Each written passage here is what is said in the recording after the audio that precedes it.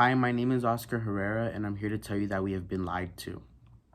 Since we came out the womb, we have heard the phrase, reading books makes you smarter, and that's not really the case.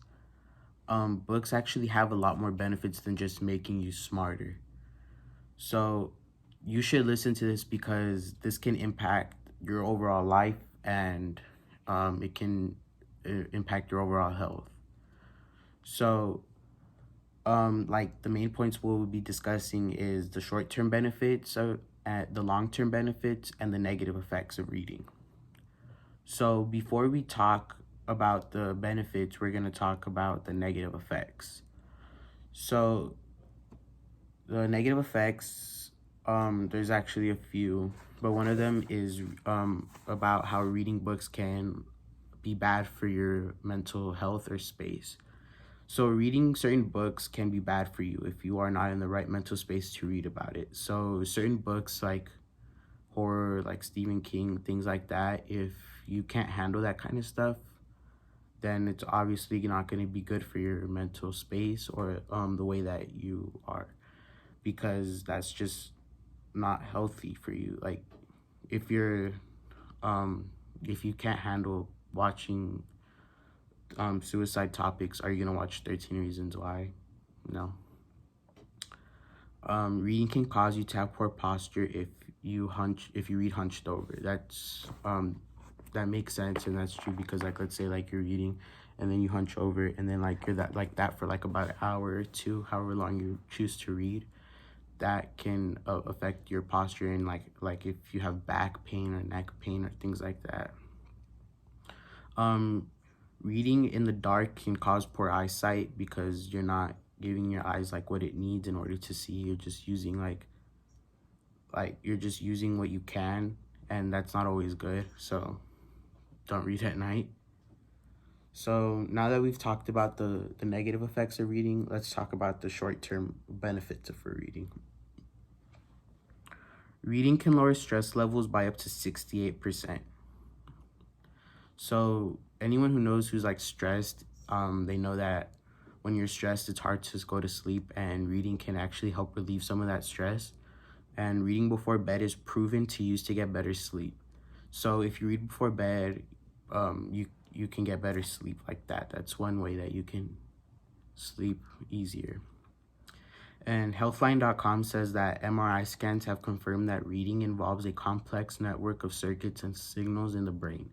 So we've all heard the term, your brain is a muscle, and that reading is an exercise. This is true because when you do this, like those circuits and those networks, they work harder and harder each time, and they're basically working out. Of course, a brain can't do like a brain can't bench press or do bicep curls or things like that. But by reading that's its exercise, just as a exercise is a bicep curl.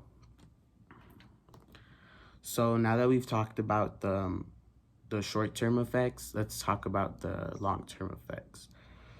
So most of this can lead to a healthier life if you read, because children who grasp concepts such as children who read grasp concepts such as cause and effect, empathy, rationale, moral judgment, along with a whole bunch of other things. And like I said, reading is an exercise that can decrease a mental health decline for the elderly.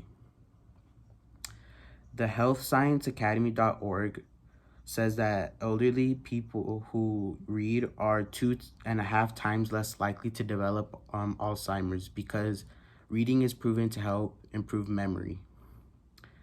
And that makes more sense because when you work out like your memory, your chances of getting Alzheimer's get lower. And then according to the healthscience.org, the healthscienceacademy.org, this is proven, and they did the numbers and all that. So we went over the benefits, long-term, short-term, and negative effects of reading. And of course, reading can impact your eyesight, your back posture, and your overall mental state, according to historytoday.com. And but and like yeah, that can be bad, but so is like doing stuff on your phone. So you have to like choose the lesser of the two evils.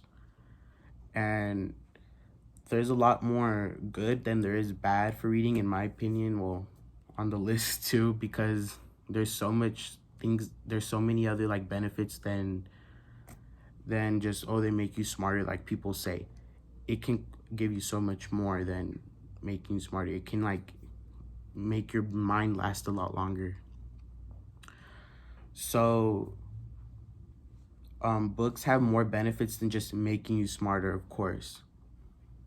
And it is important for you to know this because this can change your life drastically, whether you get Alzheimer's and dementia and you can't remember most things, or if you're lucid and you're like, and if you're on top of most of your stuff at 80 years old, maybe even 90, who knows. So yes, we have been lied to. Books don't make you smarter. They have way more benefits than just making you smarter, like people have been telling us since we came out the womb.